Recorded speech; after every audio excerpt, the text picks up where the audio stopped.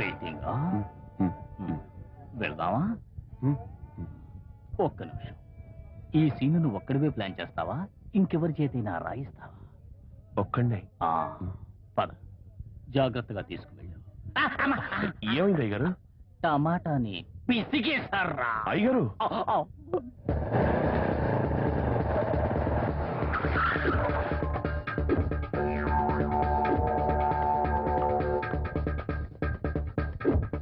రమ్మన్నారట.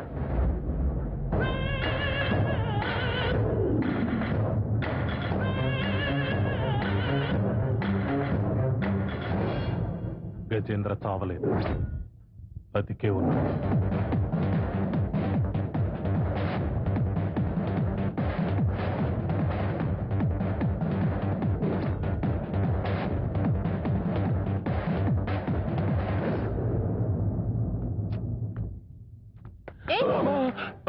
ఏంటి ఇక్కడే చేస్తున్నావు? ఏం లేదు, మా అయ్యగారు మీకోసం నన్ను ఇక్కడ నించోమన్నారు. ఎందుకు? ఆయన పిల్లకి ఏదో మీ చేతిలో ఉందంట, దాన్ని మీరు వదిలేంత వరకు మీరు ఏం చెప్పినా చేయమన్నారు. అయితే నేనేం చెప్పినా చేస్తావా? ఎత్తుకో, నన్ను ఎత్తుకో.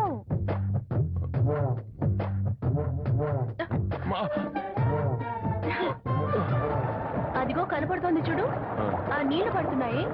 దాని అవతలున్న ఒడ్డుకి నన్ను తీసుకెళ్ళాలి. నా ఒంటి మీద ఒక్క చుక్క నీళ్లు కూడా పడకూడదు. జాగ్రత్త, పడేస్తావేమో. నీళ్లు నీళ్లు.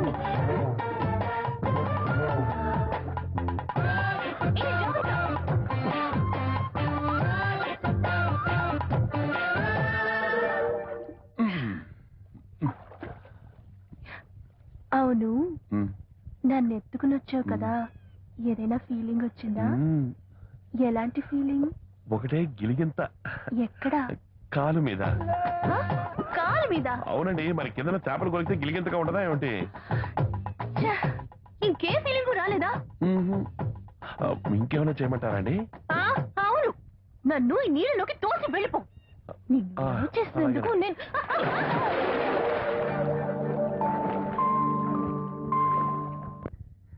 రాజా, నేను అక్కడ పెద్ద ప్రాబ్లంలో ఇరుక్కుంటే నువ్వు ఇక్కడ చిన్నపిల్లల గేడబడుకుని ఆడుకుంటావా? పంచుడు. నేను మూడవుట్. ఎందుకు మూడవుట్? అయ్యగారు అయ్యగారు ఇక్కడ ఇక్కడ ఎక్కడున్నాను? ఎందుకు మూడవుట్ చెప్పు. నేను కంప్లైంట్ చేయాలి. ఎవరి మీద? ఇక్కడ పనిచేసే కుర్రాళ్ళ మీద. దాన్ని కంప్లైంట్ అనరు, చాడీలు చెప్పడం అంటారు. ఏది చెప్పు చూద్దాం. రాత్రి టూరింగ్ టాకీస్కి వెళ్ళి మసాలా సినిమా చూసి వచ్చారు. ఏదో కుర్రాళ్ళు చూసుంటారు, మధ్యలో నీకేమైందిరా? వాళ్ళతో పాటు నన్ను తీసుకెళ్లలేదు. అది మరి ఆ కుళ్ళు నీకు. వెళ్ళి పంచుడు. అయ్యగారు ఏంటి? ఆడవాళ్ళని పెట్టి సినిమా తీసినట్టుగానే మగవాళ్ళని పెట్టి తీసిన సినిమా కూడా త్వరలోనే రిలీజ్ చేయబోతున్నారట. ఆ ఫోటోని ఇప్పుడే ఛానల్ వాళ్ళకి ఇస్తాను, ఇంటర్నెట్ లో పెడతాను. ఆ కెమెరా పిల్ల పర్మనెంట్ గా మన గౌరవాన్ని గొయ్యి తీసి పాతి పెట్టకుండా వదిలేలా లేదు. కానీ కానీ వీడి ద్వారానే ఆ సీడీ మ్యాటర్ పెడతాను ఒక ఫుల్ స్టాప్. నమస్కారం అండి. హాయ్, కూర్చో. ఏంటా లుక్? మీ దగ్గర ఏదో సీడీ ఉందంట, మా అయ్యగారు అది తీసుకుని త్వరగా రమ్మన్నారు. ఇవ్వండి, నేను వెళ్ళాలి. ఇప్పుడు అంత అవసరమా? పాపం, ఒక అమ్మాయి మన కోసం ఇంతసేపు నుంచి వెయిట్ చేస్తుంది. కనీసం మర్యాదకైనా ఏం తింటావని అడగాలనిపించడం లేదా? సరే, ఏం తింటారు? ఇడ్లీ, వడ, దోశ, పొంగల్, పూరి, మినపట్టు, పెసరట్టు. ఆగు, సరళ అడుగుతావేంటి? చక్కగా ప్రేమగా ఒక లవ్ ఫీల్ అడుగు. ఇడ్లీ, వడ, పూరి, చాలు. ఇదేనా లవ్ ఫీల్ అంటే? అయ్యో, 2 కాఫీ తెమ్మను. 2 కాఫీ తెస్తానన్నా.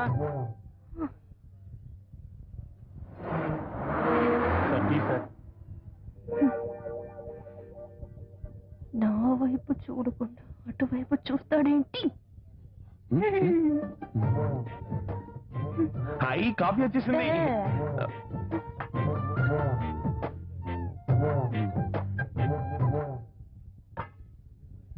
తాగు. నువ్వు వెళ్ళు. Okay sir.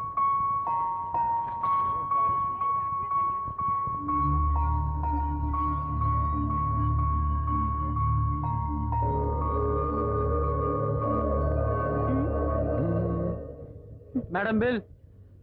బిల్లు మా ఇంటానికి ఇవ్వు. ఇదిగోండి సార్. ఏయ్, ఆవిడ ఇంటైనా అని అన్నది వాళ్ళ హౌస్ ఓనర్నిరా. అయ్యో, తీసుకున్నాను. వీడు కావాలని ఇలా మాట్లాడుతున్నాడా లేక నిజంగానే అమాయకత్వమో తెలియట్లేదే. కావాలని ఇలా మాట్లాడడం లేదు. ఇవన్నీ షార్ప్ గా అర్థమైపోతాయి. ఏం అర్థం కావాలో అవి మాత్రం అర్థం కావు.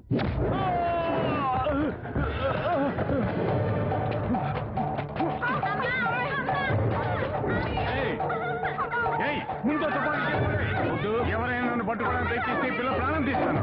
పోలీసులతో పెట్టుకోకు. మూసుకో, చెప్పించేరా. అయ్యయ్యో, మా అమ్మాయిని దయచేసి కాపాడండి. మా అమ్మాయిని ఏమైనా చేస్తాడేమోనయ్యా. మీకు పుణ్యం ఉంటుందయ్యా. నా బిడ్డని కింద పడేరా. అయ్యో కాపాడండి సార్. నా బిడ్డని ఏమన్నా చేస్తాడేమో, కాపాడండి సార్.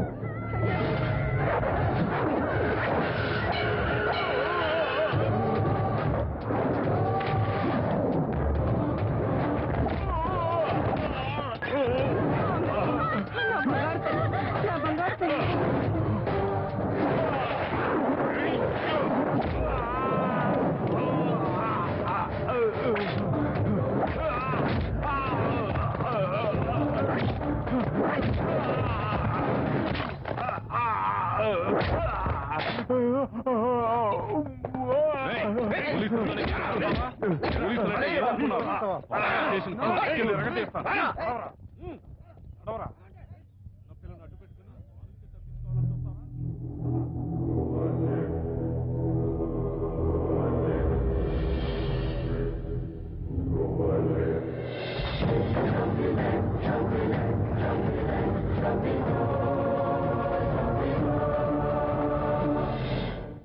సార్,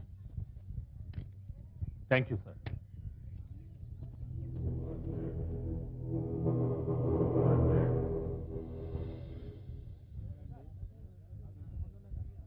సరైన సమయానికి ఆ రాజా గనక రాకపోతే ఈ రోజు నా కూతురు ప్రాణాలతో ఉండేది కాదండి.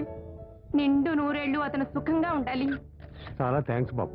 ఏం జరిగినా మనకెందుకు అనుకునే ఈ రోజుల్లో ప్రాణాలకు తెగించి తప్పును ఎదుర్కొని ఈ ఊరికి మంచి పేరు తెచ్చిపెట్టావు. నువ్వు చల్లగా ఉండాలి. హీరో గారు, హీరో గారా? ఊళ్ళో వాళ్ళందరూ మిమ్మల్ని పొగుడుతూ ఉంటే నాకు చాలా సంతోషంగా ఉంది.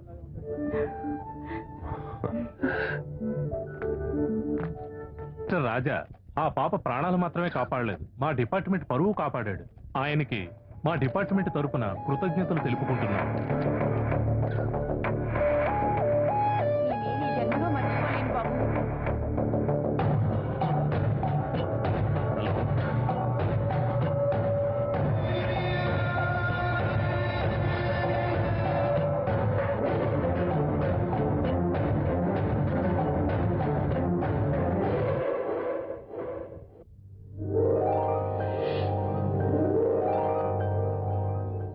ఏదైనా మాట్లాడండి. ఏదో మాట్లాడాలి రా అని మీరే కదా పిలిచారు, మరి మీరే కదా మాట్లాడాలి. అయ్యో సరే, చూసావా ఈ పొద్దు తిరుగుడు పువ్వు ఎప్పుడు సూర్యుడున్న వైపే తిరుగుతూ ఉంటుంది. నేను కూడా అంతే, ఎప్పుడూ నీతో పాటే ఉండాలనుకుంటున్నాను. నిజం చెప్పు, నా మనసు నీకు అర్థమైందా? అర్థమైంది, కానీ ఏం చెప్పాలో అర్థం కావట్లేదు. ఈరోజు ఊళ్ళో వాళ్ళందరికీ నేను తెలుసు, కానీ నాకు మాత్రమే నేనెవరో తెలియదు. 1 సంవత్సరం ముందు వరకు జరిగిన ఏ విషయాలు నాకు గుర్తులేదు. నేనెక్కడ పుట్టాను, ఎలా పెరిగాను, నా కన్న వాళ్ళెవరో, తోడపుట్టిన వాళ్ళు ఉన్నారా లేరో కూడా నాకు తెలియదు. తనెవరో తనకే తెలియని వ్యక్తిని మీరు ప్రేమిస్తున్నారు. నువ్వెవరో నాకు తెలుసు. నువ్వొక మంచి మనిషివి, నాకు అది చాలు.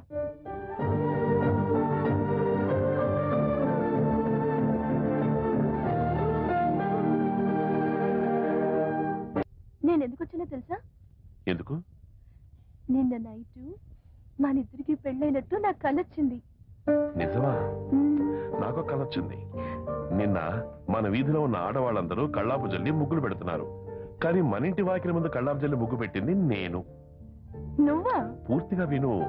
ముగ్గులు పెట్టడం పూర్తయిన తర్వాత ఎదురింటి బామ్మగారు వచ్చి ముగ్గు చూసి నవ్వింది, ఎగతాళి చేసింది. నాకు అవమానం అయిపోయింది. సరే నీచా దిద్దిద్దామని నేను పిలుద్దాం అనుకుని మహా మహా అని పిలిచాను. నువ్వు మెల్లగా వస్తున్నావు, అడుగులో అడుగేసుకుంటూ వస్తున్నావు. ఎందుకో తెలుసా? ఎందుకు? నువ్వు 8 నెలల గర్భవతివి. ఈ కృష్ణుడు లాంటి బాబు నీ కడుపులో ఉన్నట్ట. ఛీ! ఛీ. రండి రండి, రాంబో సైజులో ఉన్నారు. జంబో మిల్స్ తిన్నా తింటారు. వెళ్ళండి వెళ్ళండి, ఎఫెక్ట్ రేపు పొద్దునే తెలుస్తుంది. వాచిపోతుంది.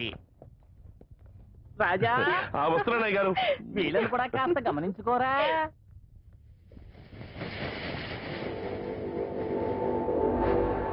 ఏంటి గజేంద్ర, ఎలా ఉన్నావు? గజేంద్ర ఎవరు? ఏంట్రా అలా అంటాడు? గజేంద్ర అంటే నువ్వేగా? కాదండి, నా పేరు రాజా. నువ్వెవరు, నీ హిస్టరీ ఏంటని మాకు తెలుసు. లేదండి, మీరేం మాట్లాడుతున్నా నాకు అర్థం కావట్లేదు. నా పేరు రాజానే. కాబట్టి మా అయ్యగారిని అడిగి చూడండి. అంటే నువ్వు ఇంతకు ముందు మమ్మల్ని చూడలేదా? చూడలేదండి. మర్చిపోయావా లేక మర్చిపోయినట్టు నటిస్తున్నావా? ఇలా చూడండి, నేను మళ్ళీ చెప్తున్నాను. నా పేరు రాజా. ఇప్పటికైనా గుర్తొచ్చిందా? లేదండి, మీరు ఎవరు అనుకుని నాతో మాట్లాడుతున్నారు? ఓ,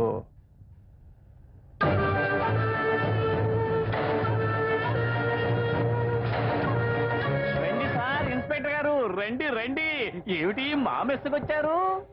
ఊరికే కాఫీ తాగి పెడదామని వచ్చాను శాస్త్రి. మీరు ఊరికినే వస్తారు, ఎప్పుడు ఇచ్చారు గనక. ఇదేమిటి శాస్త్రి, బాలకార్మికులతో నీ కుక్క పనిచేస్తున్నావు? చట్ట ప్రకారం నేరం కదా. అయ్యోయ్యో, వాడికి పెళ్ళైన 4 పిల్లలు ఉన్నారు. గొడవ చేయకండి. మీరు బజ్జీ తింటూ లోపలికి అతనికి వెళ్ళండి. పంపు. దానికి కూడా మనిషిని పెట్టుకున్నారా? వెళ్ళండి వెళ్ళండి.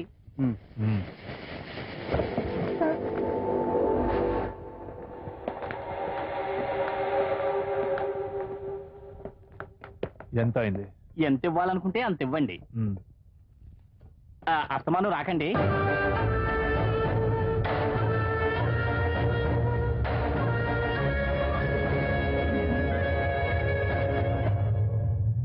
పదండి, తర్వాత చూసుకుందాం.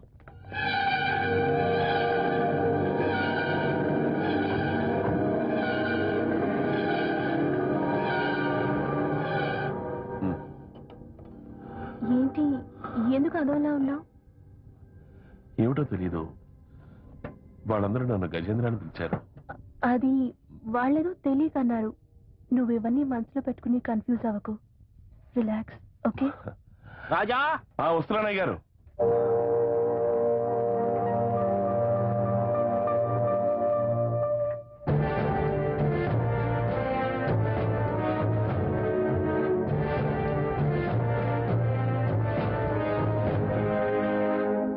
లేదు సార్, అక్కడ ఏం జరిగిందంటే వాడు ఒకడు, వాడు కనబడగానే లేపేసే దమ్ము లేదు. అక్కడికి వెళ్ళి పీకుతున్నారా? సార్, సిచ్యువేషన్ సరిగ్గా లేదు, మీరు కంగారు పడకండి. వీలైనంత త్వరగా వాడిని లేపేస్తాను. అలాగే సార్, ఉంటాను. చెప్పు, నేనెవరిని? ఎందుకని నన్ను మీరందరూ గజేంద్ర అని పిలిచారు? నా గురించి మీకేం తెలుసు? నీ ఫ్లాష్ బ్యాక్ గురించి నిజంగా నీకు తెలీదా?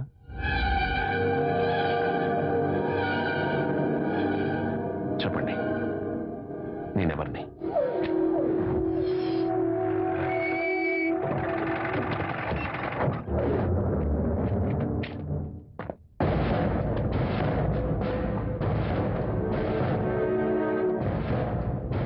ఏంటి రాజా, నువ్వేంటి ఇక్కడున్నావు? ఏం లేదు, ఊరికే ఇలా. వీళ్ళంతా నేను డిస్టర్బ్ చేస్తున్నట్టు కంప్లైంట్ వచ్చింది. లేదు, అటువంటిదేం లేదు. నువ్వు వెళ్ళు, నేను ఎంక్వైరీ చేస్తాను. వెళ్ళు రాజా. ఏయ్ సార్, ఎవర్రా మీరు? మేము పక్కూర్లో ఉంటామండి. ఇక్కడేం పనిరా? ఇక్కడ ఫ్రెండ్ పెళ్లి జరుగుతుంటే చూద్దామని వచ్చాం. సాయంత్రానికి వెళ్ళిపోతాం.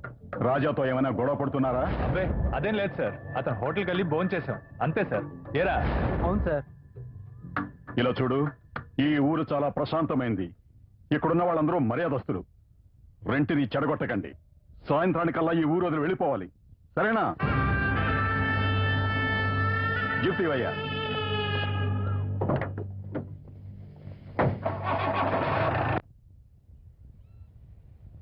రాజా, మళ్ళీ మళ్ళీ చెప్తున్నాను, వాళ్ళ మాటలు పట్టించుకుని అనవసరంగా కన్ఫ్యూజ్ అవ్వకు. నువ్వెందుకు అక్కడికి వెళ్ళావు? నన్ను వెతుక్కుంటూ వచ్చిన వాళ్ళు చూడడానికి రౌడీలా ఉన్నారు. నాతో బాగా పరిచయం ఉన్నట్టుగా మాట్లాడారు. అంటే నేను ఒక రౌడీనా? చచా, ఖచ్చితంగా అలాంటిదే ఉండదు. చూడు, మనం అసలు ఈ ఊళ్ళోనే ఉండక్కర్లేదు రాజా. ఎక్కడికైనా వెళ్ళిపోదాం. అలా చేయడం వీలుపడదు. సరే, నేను పచారీ కొట్టుకు వెళ్ళాలి. నేను సాయంత్రం రోజు కలుస్తాను. నువ్వు వెళ్ళావు.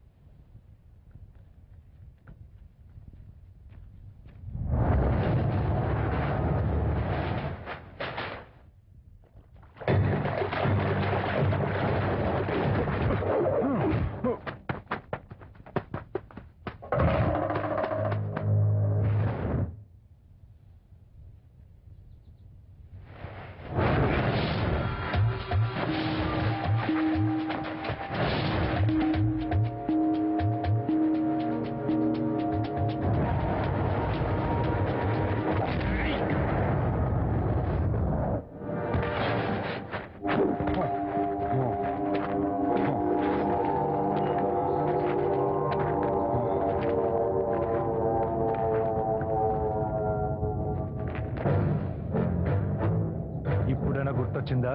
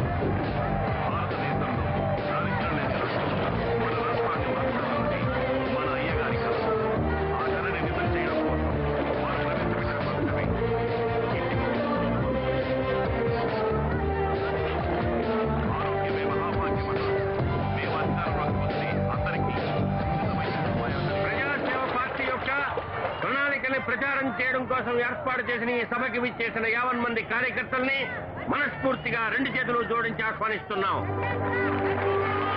మా పార్టీ అధినేత విశ్వనాథం గారి కుమారి సంజయ్ గారు ఇప్పుడు సభని వెలిగించి దీపం కుందని ప్రారంభిస్తారు.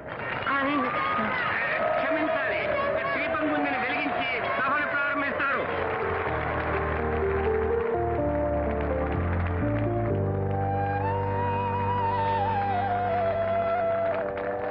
మన పార్టీ ప్రణాళికల్ని వివరంగా తెలియజేయడానికి వస్తున్నారు యువ నాయకుడు గజేంద్ర.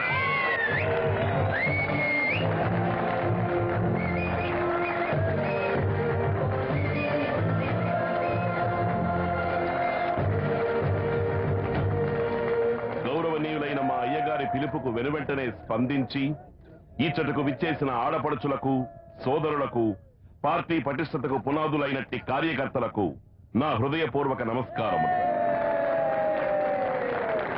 ప్రతిపక్షం అంటే ప్రతికూలంగా మాట్లాడడం కాదు. ఈ సమావేశం అధికార పక్షాన్ని విమర్శించడానికి కాదు. అన్ని దేశాల్లోనూ ప్రజలు మంచివారి, కానీ వారు ఎన్నుకునే నాయకులను బట్టే వాళ్ళ తలరాతలు మారుతూ ఉంటాయి. ఆఖరికి ఒక ట్రాన్సిస్టర్ కొనాలన్నా కూడా 10 కోట్లు తిరిగి 15 ప్రశ్నలు వేశాకే కొంటున్నాం. అటువంటప్పుడు మీది మాత్రమే కాక మీ పిల్లల భవిష్యత్తును కూడా నిర్ణయించేటి ఒక రాజకీయ నాయకుడిని ఎన్నుకునే విషయంలో ఎందుకీ నిర్లక్ష్యం? ఆంధ్రుడు ఆత్మగౌరవం గలవాడు. ఎవరికి తలవంచక, ఎవరిని కించపరచక, ఆత్మాభిమానం చంపుకోక, ఎవరికి బానిసగా గాక సుఖజీవనం సాగించాలన్నదే మా పార్టీ లక్ష్యం. భారతదేశంలో దారిద్ర్యం లేని రాష్ట్రముగా మన రాష్ట్రాన్ని మార్చాలన్నదే మన అయ్యగారి కళ. ఆ కళని నిజం చేయడం కోసం వారు ప్రవేశపెట్టిన పథకమే ఇంటికొక ఉద్యోగ పథకం. ఆరోగ్యమే మహాభాగ్యమన్నారు. మేము అధికారంలోకి వస్తే అందరికీ ఉచిత వైద్య సదుపాయాలు కలిగిస్తాం. ఎంత ఖర్చైనా ప్రభుత్వమే భరిస్తుంది. తీవ్రవాదాన్ని కూకటి వేళతో పెకలిస్తాం. మా అయ్యగారి నేతృత్వంలో రాష్ట్ర ప్రజల అభివృద్ధి కొరకు పాటుపడతాం. మా అయ్యగారు పదవిలోకి వస్తే అది ఈ ఆంధ్రప్రదేశ్ కు స్వర్ణయుగం. జై తెలుగు తల్లి, జై జన్మభూమి.